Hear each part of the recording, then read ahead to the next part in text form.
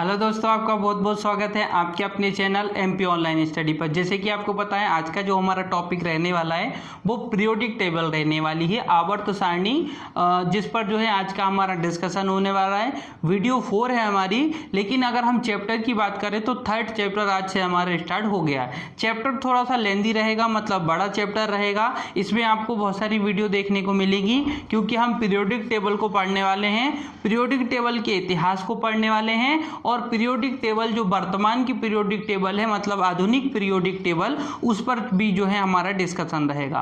Chemistry में अगर हम बात करें तो 40% आपको क्वेश्चन कहाँ से देखने को मिलते हैं, तो पीरियोडिक टेबल से देखने को मिलते हैं। या हम ये भी बोल सकते हैं कि 40% केमिस्ट्री के प्रश्नों का सॉल्यूशन आप कहाँ से निकाल सकते हो, आप पीरियोडिक टेबल से निकाल सकते हो। अगर आपको पीरियोडिक टेबल के बारे में जानकारी है तो आप केमिस्ट्री से रिलेटेड बहुत सारे क्वेश्चन को इजी रूप में कर सकते हो। अब पहले हम बात करते हैं कि पीरियोडिक टेबल तो है, लेकिन इसके अतिरिक्त हमने क्या किया हुआ है। देखिए, इसके अतिरिक्त मैंने फर्स्ट वीडियो में आपको जो है केमिस्ट्री को किस तरीके से डिस्कशन करेंगे उसके बारे में, सिलेबस के बारे में बताया था। इसके बाद जो सेकंड वीडियो रही थी उसमें हमने पहला चैप्टर डिस्कशन किया था, और जो उसके बाद की थर्ड वीडियो रही थी उसमें हमने सेकंड चैप्टर डिस्कशन किया था। मतलब लास्ट जो आपकी वीडियो रही है उसमें तत्वों के बारे में मैंने आपको बताया था, पदार्थ बताया था मैंने आपको, सब्सटेंस जिसके 3 रूप होते हैं, 3 अवस्थाएं स्टेज होती हैं, एक ठोस होता है, द्रव होता है और गैस होता है। मतलब सॉलिड होता है, लिक्विड होता है और गैस होता है। इनके बारे में डिस्कशन किया था। मैंने आपको तत्वों के बारे में बताया था। तत्वों को हम इंग्लिश में क्या कहते हैं, एलिमेंट कहते हैं। तत्व धातु या फिर अधातु हो सकते हैं, मतलब मेटल भी हो सकते हैं और नॉन मेटल भी हो सकते हैं। मैंने आपको यौगिक के बारे में बताया जिसको हम क्या बोलते हैं, कंपाउंड बोलते हैं। मैंने आपको मिश्रण के बारे में बताया जिसको हम क्या बोलते हैं, मिक्सचर बोलते हैं। ठीक है, इन सारी चीज़ों के बारे में डिस्कशन हमने ऑलरेडी वीडियो में किया हुआ है, तो वो टर्म आपको याद रखना है, वो वीडियो भी आपको देख लेनी है। वीडियो अगर आपने दोनों वीडियो देखी है तो दोनों वीडियो के डिस्क्रिप्शन में मैंने लिंक दी है जहाँ से आप टेस्ट लगा सकते हैं।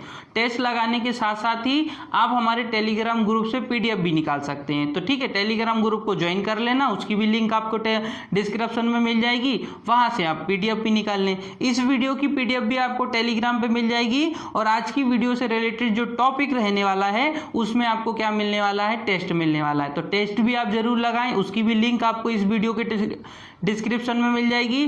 टेस्ट लगाने के बाद कितने मार्क्स आपको आते हैं तो मार्क्स आप कमेंट करके जरूर बताएं। ठीक है, अब स्टार्ट करते हैं आज की हमारी पीरियोडिक टेबल। सबसे पहले हम बात करते हैं ऐसे स्टूडेंट जिनका साइंस या बैकग्राउंड नहीं रहा है या साइंस फील्ड उनका नहीं रहा है, उनको थोड़ी सी दिक्कत होगी। अब दिक्कत कहाँ होगी वो समझिए। अगर आप वीडियो कंप्लीट देखेंगे और इसके बाद आने वाली वीडियो भी अगर आप कंप्लीट देखेंगे तो आपको कोई दिक्कत नहीं होने वाली है। क्यों? किसी चीज़ को पढ़ने के लिए समय देना पड़ता है। अगर आप किसी चीज़ को पढ़ने के लिए समय नहीं दे पाएंगे तो वो चीज़ का नॉलेज आप गेन नहीं कर पाएंगे। देखिए, सबसे बड़ी बात समझिए, अगर आप सबसे ईजी टॉपिक भी पढ़ेंगे या सबसे सरल विषय भी अगर आप पढ़ेंगे तो भी आपको उसके लिए समय देना पड़ेगा। चाहे आप हिंदी पढ़िए, चाहे आप इंग्लिश पढ़िए, चाहे आप साइंस पढ़िए, चाहे आप इतिहास पढ़िए, कोई भी सब्जेक्ट पढ़िए, उसके लिए आपको समय देना पड़ेगा। समय देने के साथ साथ ही आपको उसमें थोड़ा सा समझना पड़ेगा, कुछ चीज़ों को मान के चलना पड़ेगा। जैसे कि कुछ टॉपिक ऐसे रहेंगे जहां मैं आपको बताऊंगा कि आज आप इस सिर्फ समझ लीजिए, सुन लीजिए, इसको हम नेक्स्ट वीडियो में करेंगे। तो नेक्स्ट वीडियो तक आपको इंतजार करना पड़ेगा। उसका कारण ये है कि एक ही वीडियो में मैं आपको सारा साइंस तो बता नहीं सकता, एक ही वीडियो में मैं आपको पूरी पीरियोडिक टेबल तो समझा नहीं सकता। क्यों? क्योंकि वीडियो भी लंबी हो जाएगी और आपके अंदर भी कंफ्यूजन बन जाएगा। तो अभी जितना आपको मिले उतना आप ले लीजिए, फिर उसके बाद नेक्स्ट वीडियो में जितना मिले उसको ले लीजिए, दोनों को ऐड कर दीजिए। इस तरीके से किसी भी सब्जेक्ट में स्ट्रांग बन सकते हैं। लेकिन अगर आप ये सोचें कि हमको तो ये सब्जेक्ट आता नहीं है, तो हमारे पास 2 ऑप्शन है, या तो हम इस टॉपिक को छोड़ देते हैं, या तो इस वीडियो को हम नहीं देखते हैं, या हमारे पास एक और ऑप्शन है, हम पूरी वीडियो आज ही देख लेंगे और उसके बाद पूरा नॉलेज आज ही ले लेंगे और हम मास्टर बन जाएंगे, हमको पूरी साइंस आ जाएगा। पड़ेगा, तो ये ऐसा भी पॉसिबल नहीं है। किसी भी चीज़ को समय देना पड़ता है। एक साथ भी आप पूरी चीज़ लोगे ना तो आपको कन्फ्यूज़न होगी। तो वीडियो को आप आराम से देखें, साथ में नोट्स अगर आप बनाना चाहें तो बना सकते हैं, कोई दिक्कत नहीं है, लेकिन आपको PDF तो मिल ही रही है, ठीक है। आपको बेनिफिट मिल रहा है यहाँ से, और हाँ, इस वीडियो से या फिर इसके अतिरिक्त जो वीडियो रही है वहाँ से आपको 3 चीज़ें मिल रही हैं। बेनिफिट मिल रहा है, आप अगर उसका लाभ उठा सकते हैं तो उठा लीजिए, क्योंकि किसी भी वैकेंसी की कोई डेट अभी नहीं है, बट अगर आप चाहें तो समय आपके पास है, आप उसका यूज़ कर सकते हैं। साइंस फील्ड वाले अपने साइंस को रिवीजन कर सकते हैं, और जो साइंस फील्ड के नहीं है वो अपने साइंस को स्ट्रॉन्ग कर सकते हैं। पहली बात, आपको वीडियो मिल रही है। दूसरी बात, इसी वीडियो पर रिलेटेड आपको टेस्ट मिल रहा है तो आप टेस्ट लगाएं। तीसरा, आपको PDF मिल रही है। तीनों चीज़ आपको एक ही वीडियो से मिल जा रही है, तो उसका बेनिफिट आप उठाएं। अब हम बात करते हैं पीरियोडिक टेबल की। तो देखिए, ये आपके सामने देखने को मिल रही है आपको पीरियोडिक टेबल। इस पीरियोडिक टेबल को हम बोलते हैं आधुनिक आवर्त सारणी। क्या बोलते हैं? आधुनिक आवर्त सारणी। अब आप मुझे ये बताइए कि ये जो पीरियोडिक टेबल है, ये क्या एक दिन की मेहनत है, एक साल की मेहनत है, कि 10 साल की मेहनत है? ये जो है कई सालों की मेहनत है। कई सालों से पीरियोडिक टेबल पर वर्क किया जा रहा है, और अभी भी किया जाता है। कई सालों से चीज़ों की डिस्कवरी हो रही है, चीज़ों को खोजा जा रहा है, गैसों को खोजा जा रहा है, कई प्रकार के तत्वों को खोजा गया है। उसी के अंतर्गत इन तत्वों को भी खोजा गया है। ये सब तत्व हैं, और तत्व को इंग्लिश में क्या बोलते हैं? एलिमेंट बोलते हैं। तो अब मैं एलिमेंट बोलूँ या तत्व बोलूँ, आपको यहीं पर आना है, ठीक है। अब देखिए, ये जो तत्व हैं 118 तत्व हैं। कितने हैं टोटल? कितने हैं? 118 हैं। तो क्या ये 118 तत्व एक दिन में खोज लिए गए थे? नहीं। क्या ये 118 तत्वों को एक दिन में ही जमा दिया था? नहीं। इसको जमाने के लिए, इस पीरियोडिक टेबल को बनाने के लिए कई साइंटिस्ट आए, उन्होंने अपनी मेहनत दिखाई, कई सालों के वर्क को उन्होंने बताया। कुछ साइंटिस्ट सफल हुए, कुछ साइंटिस्ट ऐसे भी रहे, कुछ वैज्ञानिक ऐसे भी रहे जो किसी कारणों से विफल हो गए, लेकिन उन्होंने प्रयास तो किया।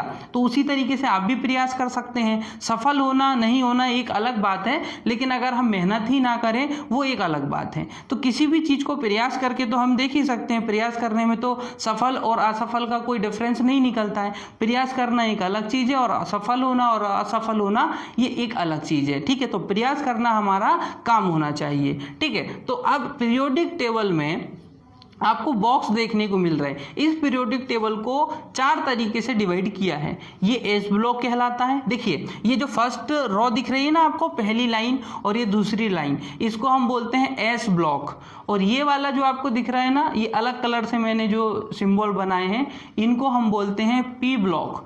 और ये जो बीच वाले आपको लाइन दिख रही है 1 2 3 4, ये इसको बोलते हैं डी ब्लॉक। और ये अलग से आपको 2 लाइन दिख रही हैं, इसको बोलते हैं एफ ब्लॉक। अब ये सारी चीज़ हम डिस्कशन करेंगे, लेकिन हमारी बात क्या हो रही है कि हम क्या पढ़ रहे हैं? Periodic table. क्या पढ़ रहे हैं? Periodic table. और पीरियोडिक टेबल को आपको 2 तरीके से पढ़ना है। अगर आपने मेरी सिलेबस वाली वीडियो देखी है तो उसमें मैंने आपको बताया था कि पीरियोडिक टेबल को हम 2 तरीके से पढ़ेंगे। सबसे पहले तो हम इसका इतिहास पढ़ेंगे। क्या पढ़ेंगे? इतिहास। किसका? आवर्त सारणी का इतिहास। हिस्ट्री पढ़ना है हमको।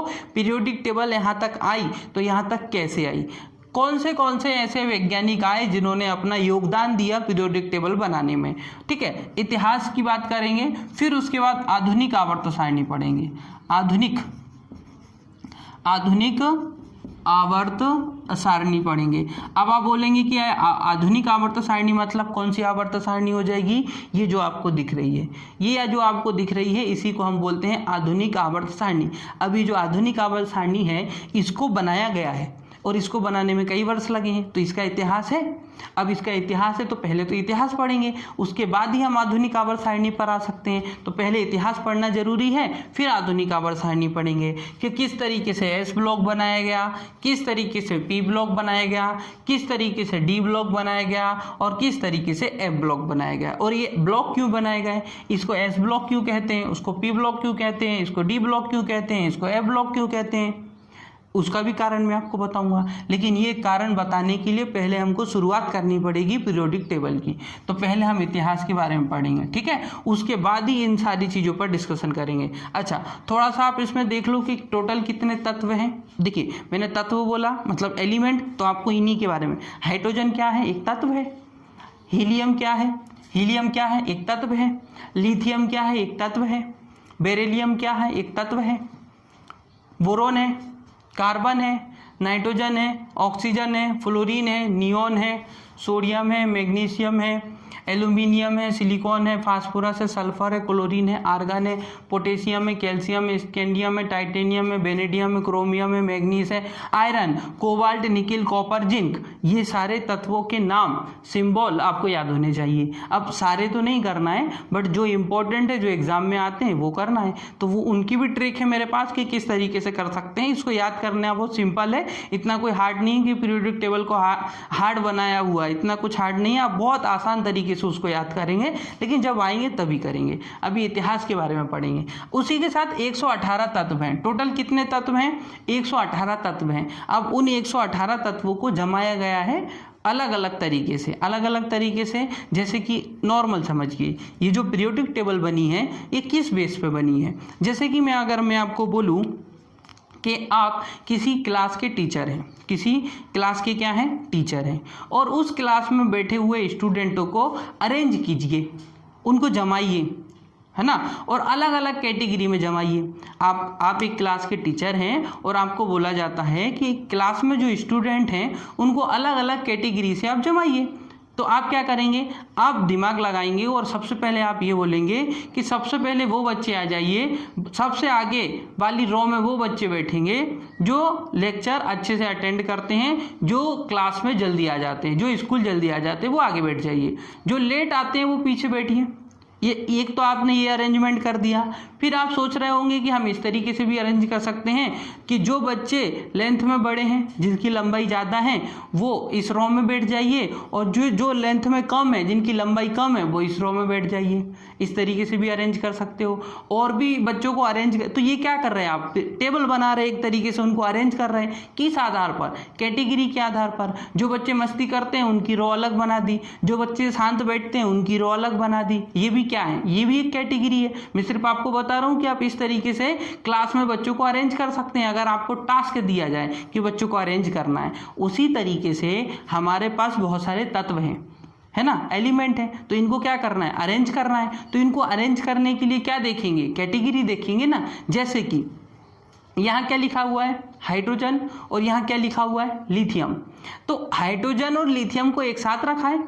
क्यों रखा है? उसका कुछ कारण होगा। बिल्कुल कारण होगा, मतलब इन दोनों के गुण एक जैसे होंगे तभी तो रखा है। ठीक है, आगे अगर आप देखेंगे तो आपको सारी कैटेगरी मिलती चलेगी। वो तो कैटेगरी में आपको बताऊंगा क्यों रखा है, कारण भी बताऊंगा।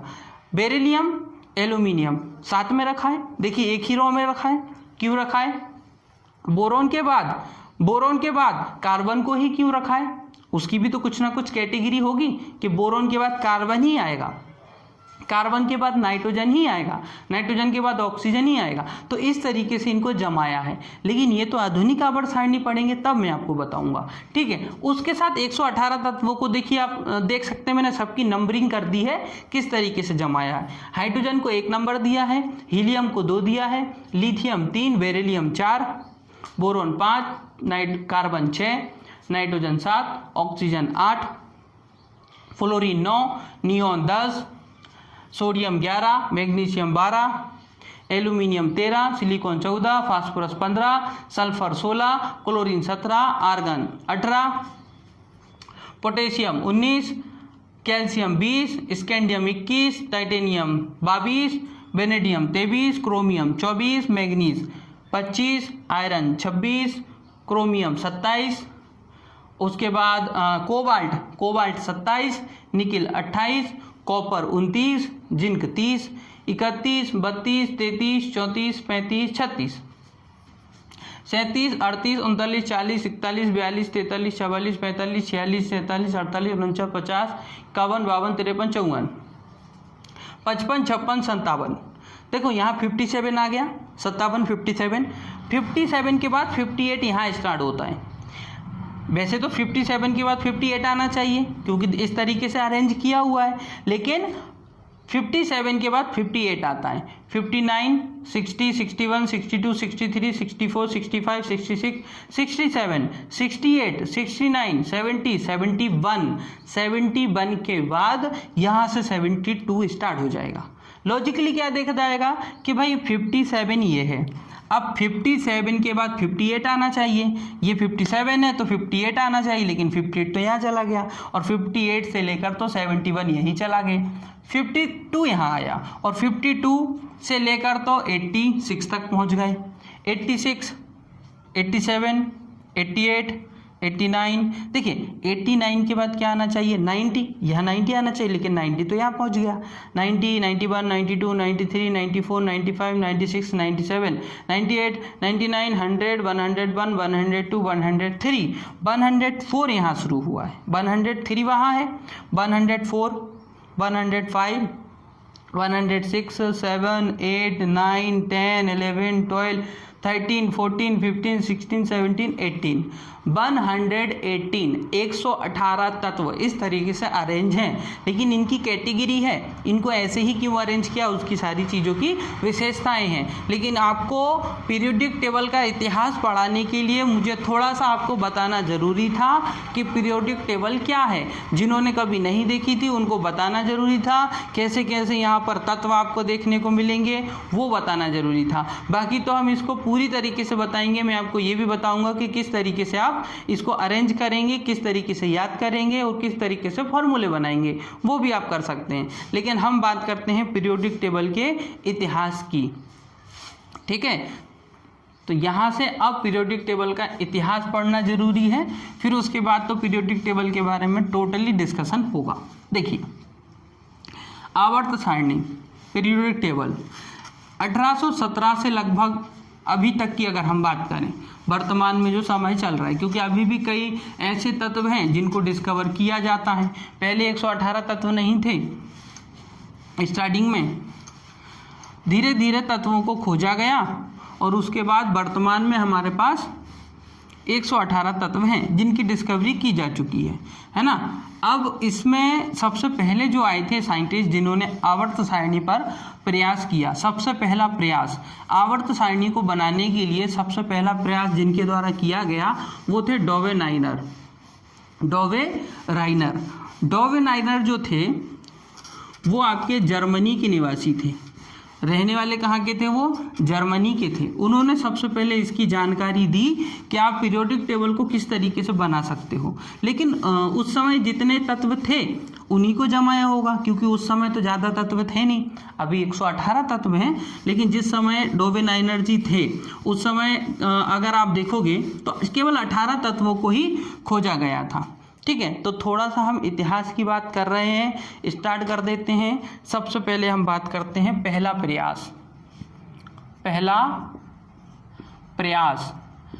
प्रयास किसके द्वारा किया गया, पहला प्रयास किसके द्वारा किया गया, या आप बोल सकते हो प्रथम वैज्ञानिक। कौन से प्रथम वैज्ञानिक, जिन्होंने पीरियोडिक टेबल बनाने का प्रयास किया, तत्वों को जमाने का, अरेंज करने का प्रयास किया, उनका नाम क्या था, उनका नाम था डोवेनाइनर। कौन थे, डोवेनाइनर। तो उन साइंटिस्ट का नाम क्या था, साइंटिस्ट का नाम था डोवेनाइनर। नाम याद रखना, बार बार बोल रहा हूँ, याद हो जाएगा। साइंटिस्ट का नाम था डोवेनाइनर। अच्छा, ये कहाँ के निवासी थे,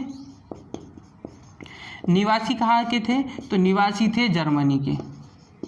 कहाँ के थे, जर्मनी की ये निवासी थे। तो ये याद रखना कि ये निवासी कहाँ के रहे हैं, निवासी ये जर्मनी के रहे हैं।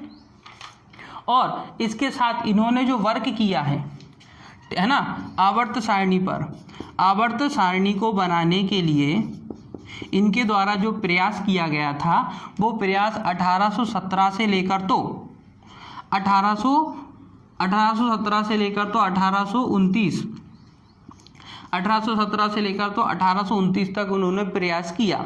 और उन्होंने एक टेबल बना के भी दी, उस समय जितने तत्व थे उसकी एक टेबल बना के भी दी थी। लेकिन किसी कारणों से वो टेबल विफल हो गई।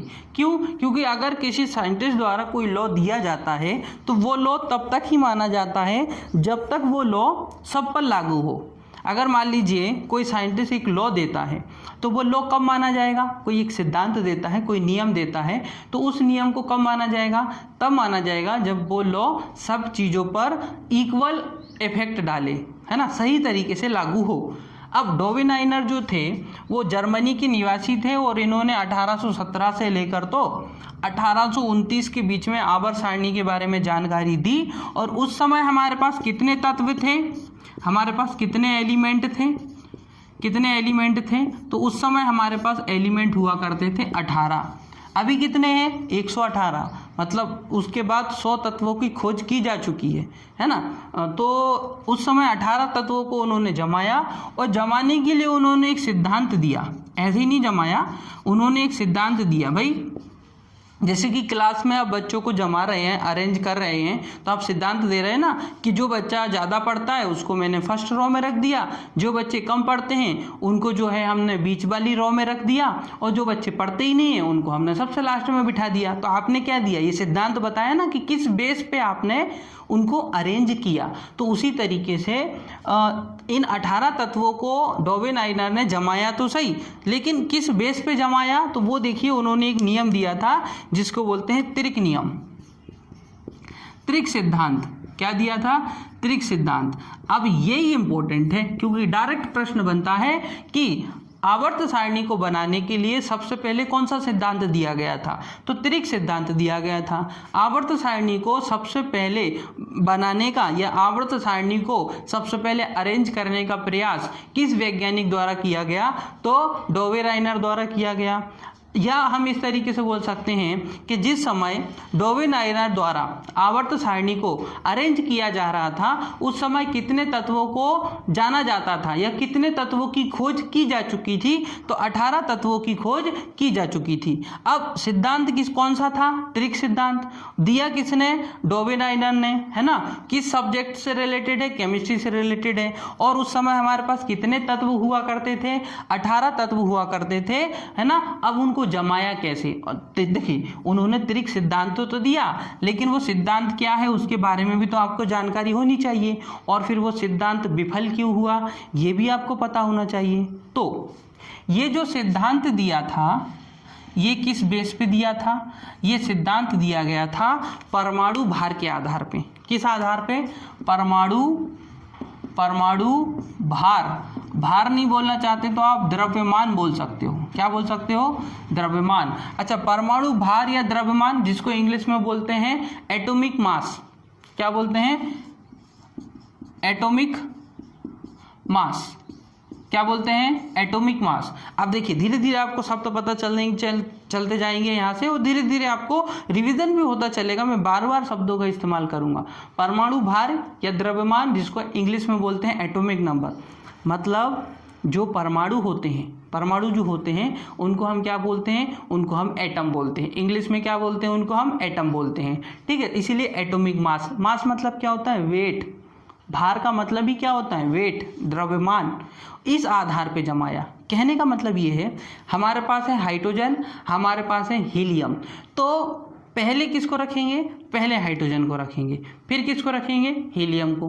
क्यों, क्योंकि उन्होंने बोला कि हम परमाणु भार में रखेंगे। हाइड्रोजन का भार ज़्यादा है इसलिए इसको पहले रखेंगे, हीलियम का भार कम है इसलिए इसको बाद में रखेंगे। तो ये जमाने का तरीका हो गया। उन्होंने कारण बताया कि क्यों मैंने हाइड्रोजन को पहले क्यों रखा, हीलियम को बाद में क्यों रखा। ये मैं आपको एग्जाम्पल के लिए बता रहा हूँ। लेकिन हीलियम का भार ज़्यादा होता है, हाइड्रोजन का भार कम होता है। लेकिन परमाणु भार के आधार पर जमाया क्योंकि यहाँ से प्रश्न पूछा जाता है।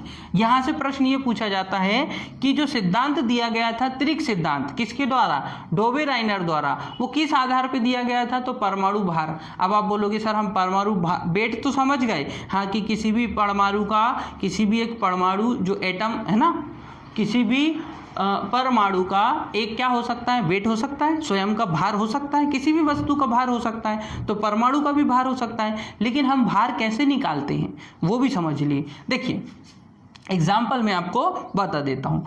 परमाणु की संरचना कैसी होती है, गोल होती है ना। और दो परमाणुओं से मिलकर क्या बनता है, एक अणु बनता है। परमाणु प्लस परमाणु इक्वल टू अणु। दो परमाणु से मिलकर क्या बनता है, अणु। जैसे कि हाइड्रोजन एक क्या है, परमाणु, इसके साथ में एक और हाइड्रोजन जोड़ दूं तो कितने हाइड्रोजन हो जाएंगे, 2। मतलब मैं इसको कैसे लिखूंगा, H2, ये लो बन गया। परमाणु और परमाणु से क्या बन गया, अणु बन गया। तो सबसे छोटी यूनिट क्या हो गई? परमाणु। आपने जीव विज्ञान पढ़ा है, बायोलॉजी आपने बहुत पढ़ा है। बायोलॉजी में आपने पढ़ा होगा कि मनुष्य की सबसे छोटी इकाई क्या है? कोशिका है। उसी तरीके से किसी भी पदार्थ, किसी भी सब्सटेंस, किसी भी मेटल की सबसे छोटी अवस्था क्या होती है? सबसे छोटा भाग क्या होता है? तो वो होता है परमाणु।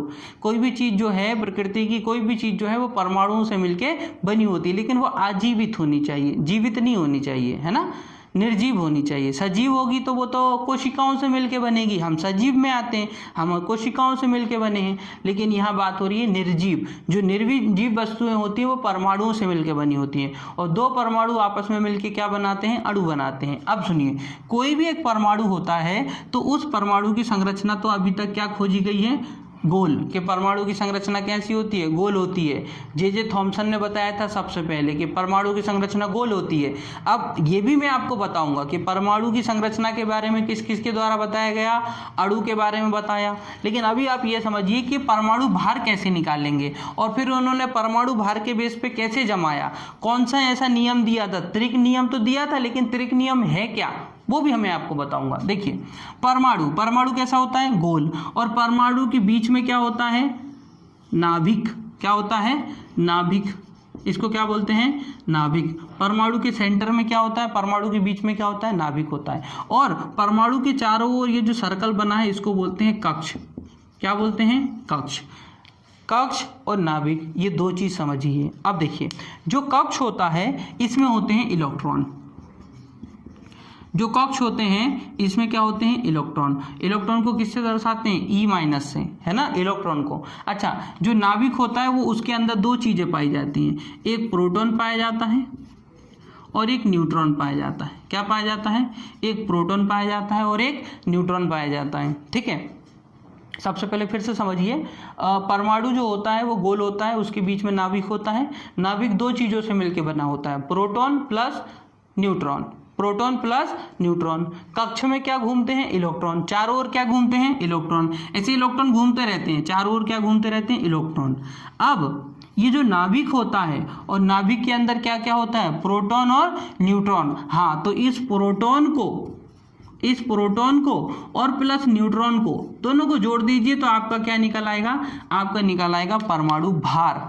क्या निकल आएगा? आपका निकल आएगा परमाणु भार या परमाणु द्रव्यमान, मतलब आपका निकल आएगा atomic mass. Proton plus neutron is equal to atomic mass. Proton और न्यूट्रॉनों को जोड़ दीजिए तो परमाणु भार निकल आएगा। ठीक है, तो परमाणु भार, ये मैं आपसे अभी क्वेश्चन करूं कि परमाणु भार किन दो चीजों से मिलकर बना होता है, तो आप बोलोगे सर प्रोटॉन और न्यूट्रॉन से मिलकर बना होता है। मैं बोलूंगा इलेक्ट्रॉन कहाँ होते हैं, तो आप बोलोगे सर कक्ष में होते हैं। क्या करते हैं? इलेक्ट्रॉन कक्ष में चारों ओर घूमते रहते हैं। तो किसी भी परमाणु की संरचना इसी प्रकार से देखने को मिलती है। कोई भी परमाणु हो, उसमें इलेक्ट्रॉनों की संख्या चेंज हो सकती है, प्रोटॉनों की संख्या से चेंज हो सकती है, और न्यूट्रॉनों की संख्या चेंज हो सकती है। लेकिन प्रोटॉन न्यूट्रॉन हमेशा रहेंगे कहां पर? नाभिक में। और इलेक्ट्रॉन हमेशा कहां घूमेंगे? चारों ओर। तो अब यहां से आपको 2-3 प्रश्न क्लियर हो जाने चाहिए। मैं आपसे पूछूं कि नाभिक में क्या होता है, तो आप बोलोगे सर प्रोटॉन और न्यूट्रॉन होते हैं।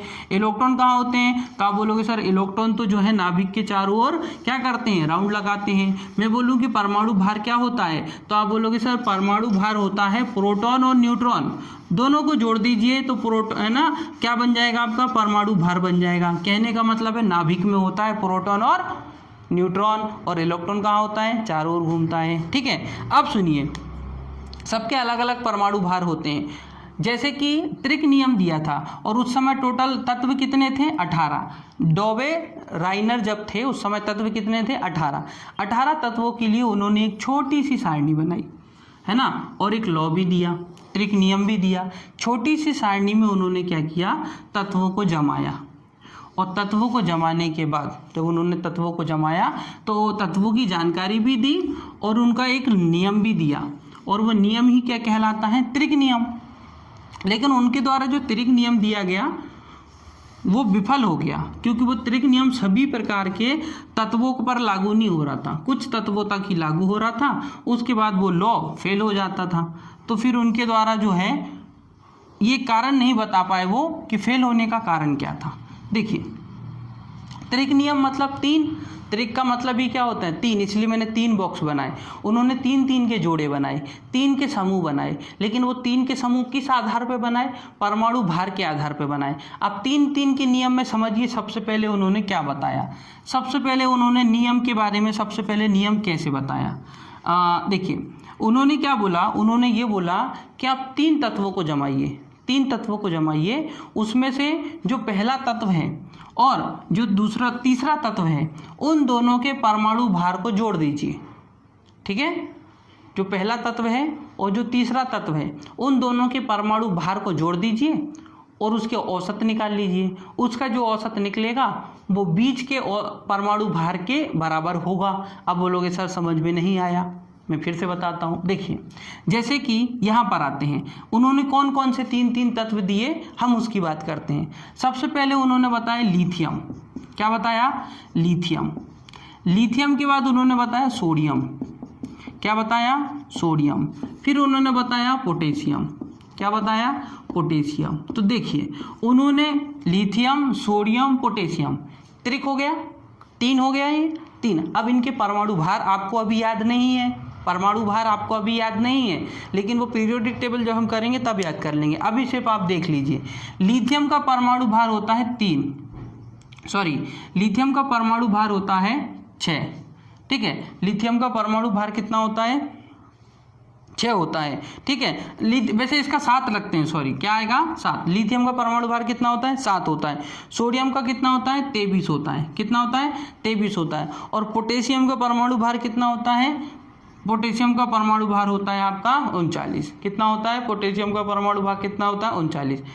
लिथियम का 7, सोडियम का 23 और पोटेशियम का 29। अब देखो उन्होंने एक लॉ दिया, जिसको बोलते हैं त्रिक नियम। अब त्रिक नियम कैसे काम करता है, त्रिक नियम काम करता है इस सूत्र से, A + C/2 = B। इस लॉ के अकॉर्डिंग ये काम कर जाएगा। कैसे, A + C/2 = B। समझिए, इसको मैं बॉक्स A मानता हूँ, इसको B मानता हूँ और इसको क्या मानता हूँ, C मानता हूँ। अब मुझे बताइए A के अंदर क्या लिखा है, लिथियम। इसका परमाणु भार कितना है, लिथियम का परमाणु भार कितना है, आप बोलोगे सर 7।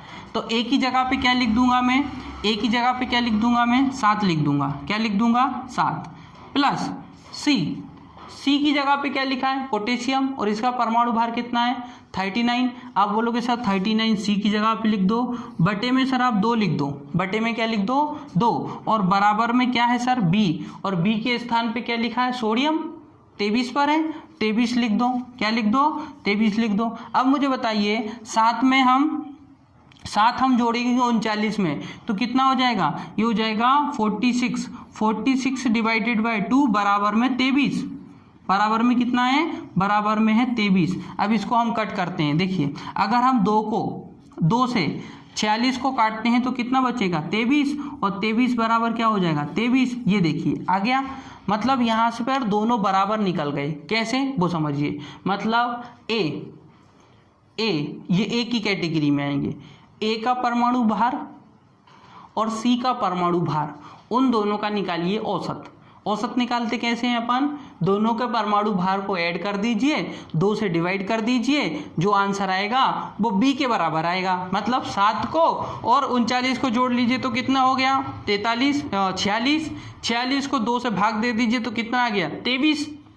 और 23 किसका परमाणु भार है, 23 तो सोडियम का परमाणु भार है। तो ये कहलाया त्रिक नियम कि पहले तत्व को और तीसरे तत्व को दोनों के परमाणु भार को जोड़िए, उसको 2 से भाग दीजिए, और जितना आंसर आएगा वो बीच वाले तत्व के परमाणु भार के बराबर होगा। ये तो पहला था। ऐसे उन्होंने बहुत सारे ग्रुप बनाए। एक और उन्होंने बनाया कैल्शियम, स्ट्रोंशियम और बेरियम का। क्या किस किस का बनाया, कैल्शियम,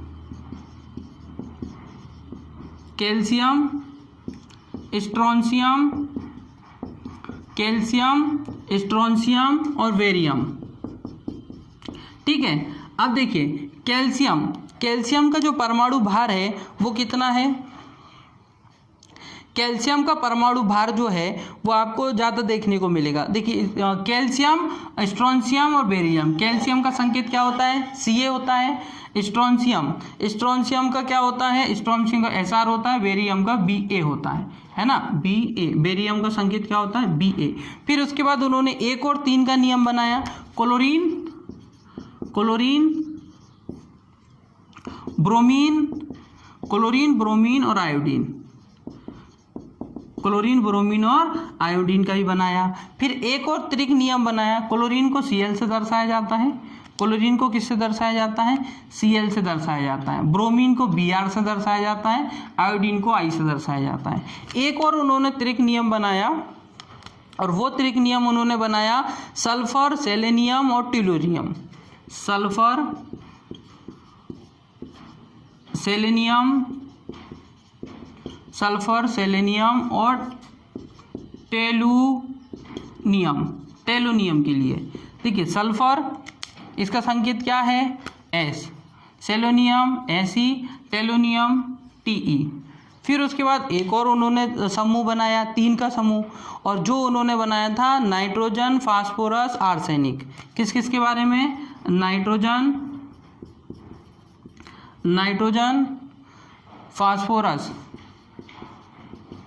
फास्फोरस, नाइट्रोजन, फास्फोरस, और उसके बाद आर्सेनिक, और उसके बाद क्या था आपका, आर्सेनिक, नाइट्रोजन, फास्फोरस और आर्सेनिक। लेकिन यहाँ पर अभी तक तो लॉ फॉलो हो रहा था, मतलब अगर आप 2 तत्वों के परमाणु भार को जोड़ते हो तो बीच वाले तत्व का परमाणु भार निकल आता है। आप सब पर लागू होगा ये, जिस तरीके से मैंने फर्स्ट का किया है आप सेकंड का भी कर सकते हैं। लेकिन ये जो लास्ट वाली लाइन है, मतलब नाइट्रोजन, फास्फोरस और आर्सेनिक, यहाँ पर ये लॉ काम नहीं कर रहा था, यहाँ पर ये लॉ क्या हो गया, विफल हो गया।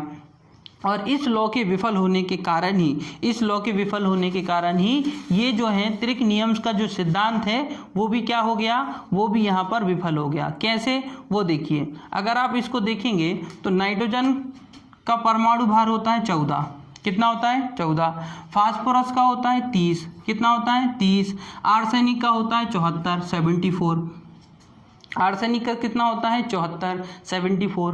तो नाइट्रोजन का परमाणु भार होता है 14, फास्फोरस का परमाणु भार होता है 30, आर्सेनिक का परमाणु भार होता है 74। अब मुझे आप बताइए यहाँ से क्या ये वाला लॉ फॉलो होगा, कैसे, वो समझिए। मतलब तत्व पहला और तत्व तीसरा, इन दोनों के परमाणु भार को जोड़कर 2 से भाग दे दीजिए, और उसके बाद क्या आंसर तत्व 2 के बराबर निकलेगा, मतलब फास्फोरस के परमाणु भार के बराबर निकलेगा। इसको हम एक बार करके देख लेते हैं। देखिए, इस लॉ को विफल होने का कारण यही था, क्योंकि अभी तक तो लॉ काम कर रहा था, अभी तक तो लॉ फॉलो हो रहा था, लेकिन जो लास्ट वाले 3 ग्रुप हैं, ये जो लास्ट वाला ग्रुप है 3 का ग्रुप, ये इस लॉ को फॉलो नहीं करता है। नाइट्रोजन का परमाणु भार, पहले मैं सूत्र लिख देता हूं, त्रिक नियम का सूत्र क्या है, तो वो है A+C/2 बराबर B। ठीक है, अब देखिए A का मान बताइए आप, A का मान कितना है, मतलब A वाला ग्रुप है, ये B ग्रुप है और ये C ग्रुप है। तो A ग्रुप का नाइट्रोजन का भार कितना है 14 प्लस C, अब C ग्रुप में आर्सेनिक का भार कितना है 74/2 बराबर B का भार कितना है 30, B का भार कितना है 30, मतलब फास्फोरस का भार कितना है 30। अगर मैं 14 को 74 में जोड़ूं तो कितना बनेगा, तो ये बन जाएगा आपका 88, क्या बन जाएगा 88 बन जाएगा। अगर मैं 74 को 14, सॉरी एक सेकेंड, 6, हाँ ये कितना बन जाएगा 88 बन जाएगा, 88 बन जाएगा। डिवाइडेड बाई 2 बराबर में 30 है ना भाई, भाग दिया 2 से और आगे कितना आ गया 30। अब मुझे बताइए, अगर मैं 88 को 2 से काटूंगा तो 44 आएगा, और 44 इक्वल टू क्या है 30, तो ये तो लॉ गलत हो गया। क्यों, क्योंकि नाइट्रोजन के भार और आर्सेनिक का भार दोनों को जोड़ने पर कितना आ रहा है 82 और 88। अब 88 को अगर आप 2 से डिवाइड करोगे तो क्या मिलेगा आंसर 44, और क्या 44 30 के बराबर है, नहीं।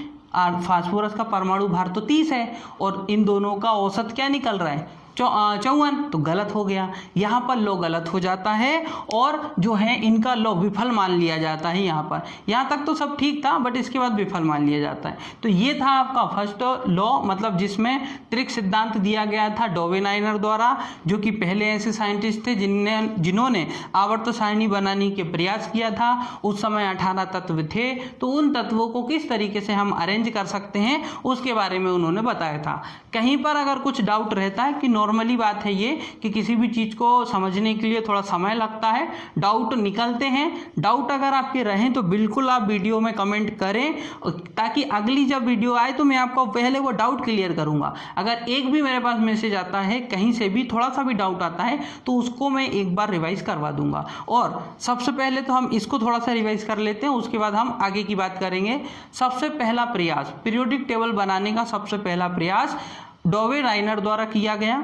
ये जो साइंटिस्ट थे, ये निवासी कहाँ के थे? जर्मनी के थे। 1817 से लेकर तो 1829 के आसपास इन्होंने ये प्रयास किया। उस समय कितने एलिमेंटों को खोजा जा चुका था? तो 18 तत्वों को खोजा जा चुका था। सिद्धांत इनके द्वारा दिया गया था त्रिक सिद्धांत, मतलब ट्रिपल लॉ दिया गया था। और ये ट्रिपल लॉ किस बेस पर दिया गया था? तो उसका बेस क्या था, उसका आधार क्या था? तो उसका आधार था परमाणु भार। अब परमाणु भार कैसे निकालते हैं? तो किसी भी परमाणु में जो नाभिक होता है, किसी भी परमाणु में जो बीच का नाभिक होता है, उसमें होते हैं प्रोटॉन और होते हैं न्यूट्रॉन।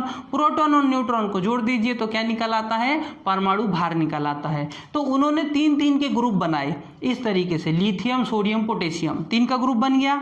उन्होंने बोला कि लिथियम का परमाणु भार और पोटेशियम के परमाणु भार दोनों को जोड़ दीजिए, उसको 2 से भाग दे दीजिए, तो किसके परमाणु भार के बराबर निकल आएगा? सोडियम के परमाणु भार के बराबर निकल आएगा। लेकिन यहाँ पर लॉ फॉलो हो रहा है।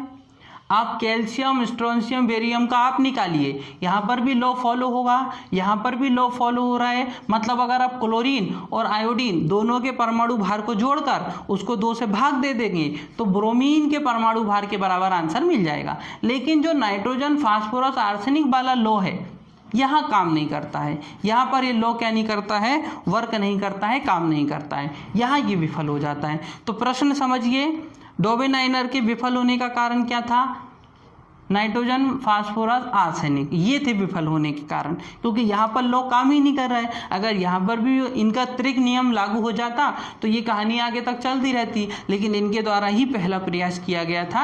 ये आपको याद रखना है। ये थी हमारी आज की वीडियो, और इसके अतिरिक्त इस टॉपिक पर रिवीजन हमारा इस नेक्स्ट वीडियो में जरूर रहेगा। अगर यहाँ से कोई डाउट हो तो आप ज़रूर बताएं। अभी इसके बाद और भी साइंटिस्ट आएंगे, है ना, अलेक्जेंडर न्यूलैंड भी आएंगे आपके, फिर आपके मेंडलीफ आएंगे। ठीक है, तो अभी पीरियोडिक टेबल का इतिहास का पहला स्टेप किया है, धीरे धीरे हम उसको आधुनिक आवर्त तक लेकर जाएंगे। तो इसी के साथ आज की हमारी वीडियो समाप्त होती है। वीडियो अगर आपको पसंद आई हो तो वीडियो को लाइक करें, हमारे चैनल को सब्सक्राइब करें। चैनल अगर आपने ऑलरेडी सब्सक्राइब किया हुआ है तो बेल आइकन जरूर प्रेस करें, ताकि आने वाली सारी वीडियो का नोटिफिकेशन आप तक पहुंच सके। ओके दोस्तों, thank you, thanks for watching.